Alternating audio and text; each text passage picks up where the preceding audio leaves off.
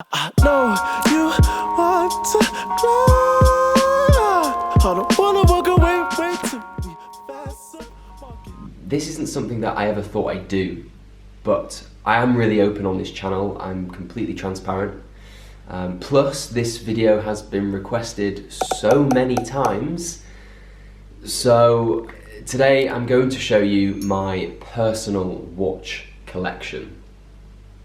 I absolutely love watches. I watch YouTube videos all the time. I'm researching and reading about them all the time, talking to my friends about them, etc, etc. However, the reason why I've never ever spoken about my watches on this channel is because there will be some people who presume that I have a huge family inheritance which has allowed me to buy them, or the bank of mum and dad has allowed me to get them, or I've just been gifted them. Well, in actual fact, today I'm going to tell you how I bought every single watch that I own. And I guess you guys can also learn how you can do the same and how you can buy these watches as well.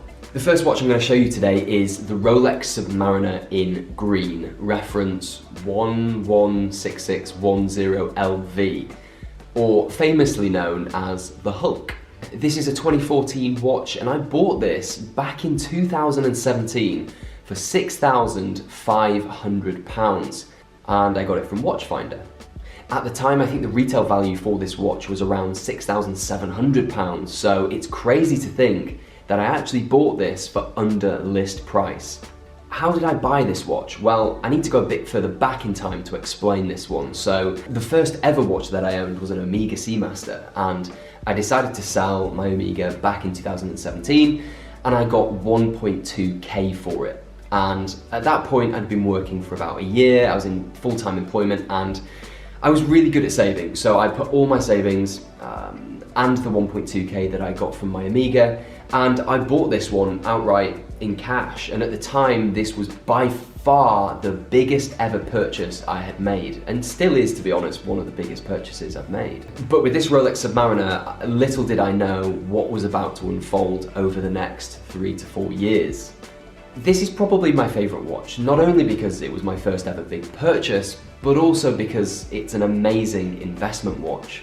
If anybody was lucky enough to buy this 3+ years ago, well, they're in for a treat because it's now worth over double its value. So this model, 2014, with box and papers, can go anywhere between £12,000 and £14,000, and maybe even slightly more. But investing aside and the value of the watch aside, you know, this watch to me is an amazing day-to-day watch. The actual function of this watch is it's a diver's watch, so it has like a glide lock function here where you can make the watch bracelet bigger, because when people go diving, it's supposed to go on the outside of the person's scuba diving suit. Anyway, on to the next one, and the next watch is another Rolex. This is a Rolex Daytona, reference 116503, and it's my most recent purchase. It's a bimetal watch, so it's part gold and also part stainless steel with a very nice white dial. Its year is 2019, and it's hardly ever been worn. I rarely ever wear this watch.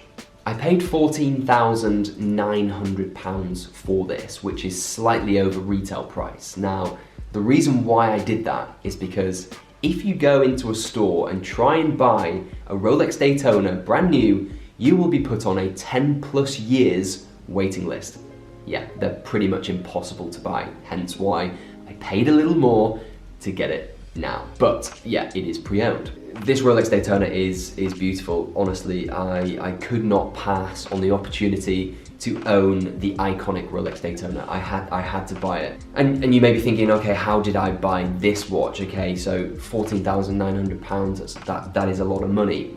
Well, I literally put all of my 2019 savings and my bonus for the year into buying this watch. Yeah, it's a lot of money, I understand that, and you may still think, you know, but you're really young, you know, how do you manage to do that? Well, for me, there's 2 reasons. So at the time, I did have a really good job at Barclays, and so I was able to save quite a lot of money every month, and I did get a decent bonus. But also, it's important to make this clear. So while I can quite easily save money every month, that is partly because I was paid fairly well for my age at the time, but also because I could save money really well. So I didn't go out Friday, Saturday nights and spend a few £100s every week.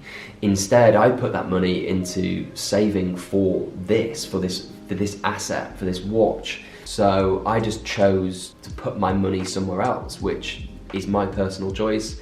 Okay, well, that is Rolex done. On to something a little bit different. People in the watch community talk about holy grail watches. So watches that they would love to own at some point, or watches that they do currently own. Well, that watch for me is this Audemars Piguet Royal Oak. Stainless steel, white dial, 41mm. This for me,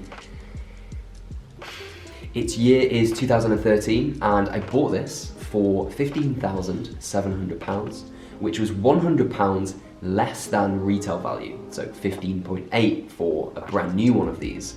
And like the Rolex Submariner, it's crazy to think that there was a time where you could buy this watch for under list price.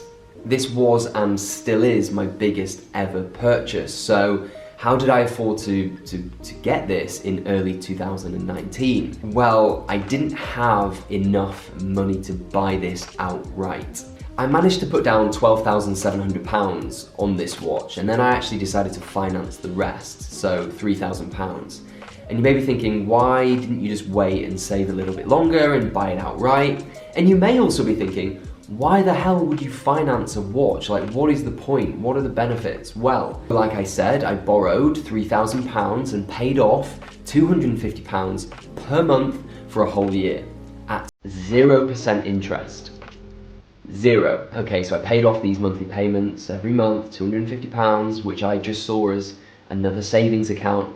And I did that, and after that year, the value of the watch had increased by £5,000. Financing part of the watch allowed me to have the watch sooner at no extra cost.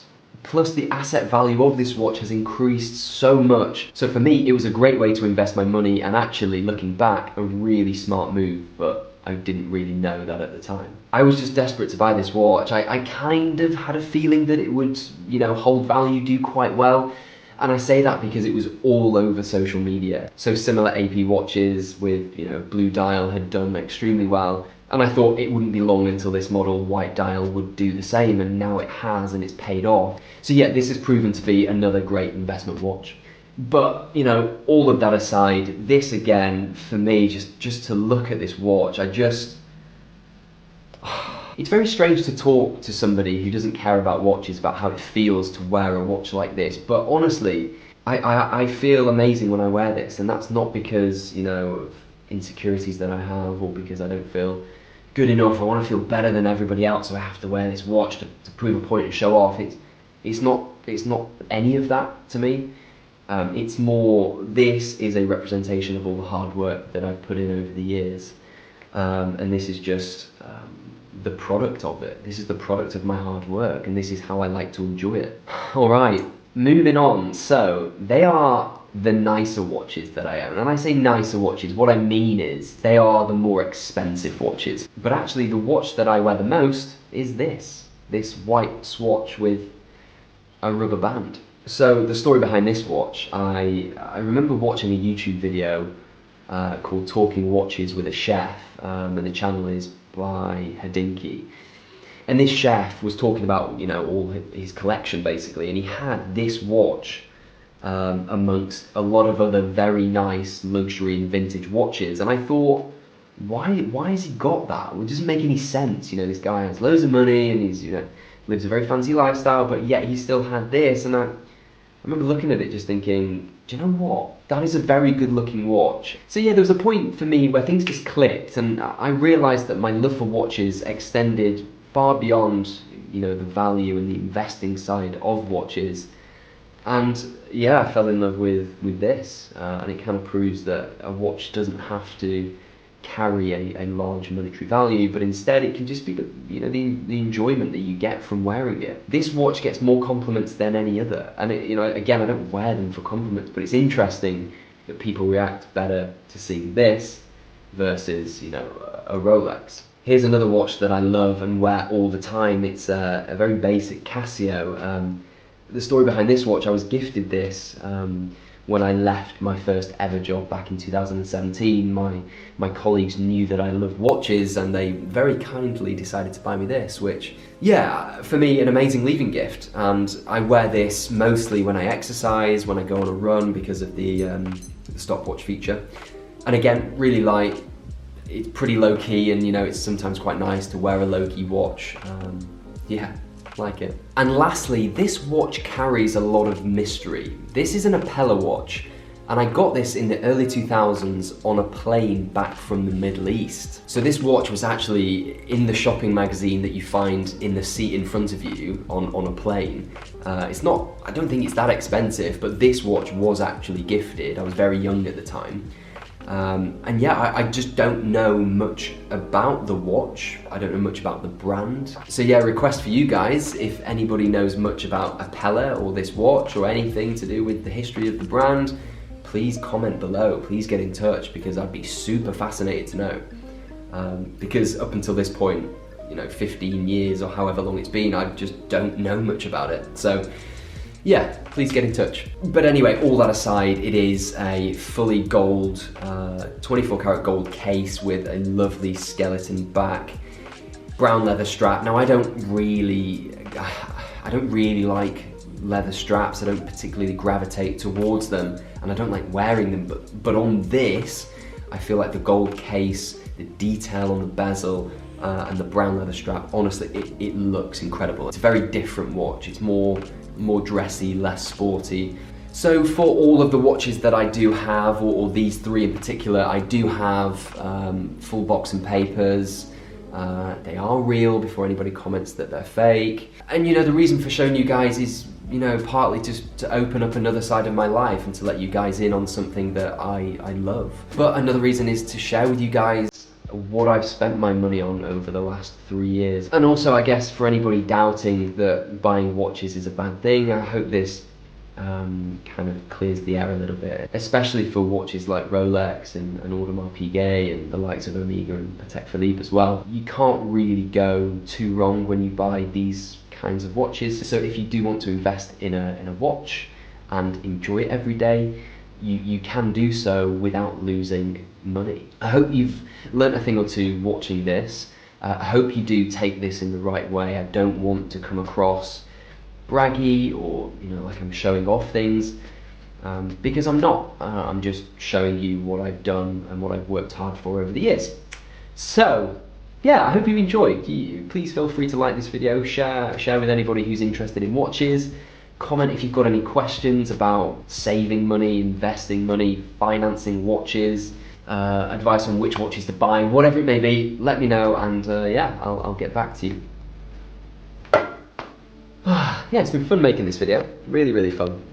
Check out my setup, got the light, got this little poof thing, and just put all my watches down here. My back hurts. But yeah, there we go. Right, what to do today? But yeah, as always guys, please give the video a like if you enjoyed it, and if you are new, you can subscribe. I will see you guys on Saturday for another video. Stay well, I'll see you soon.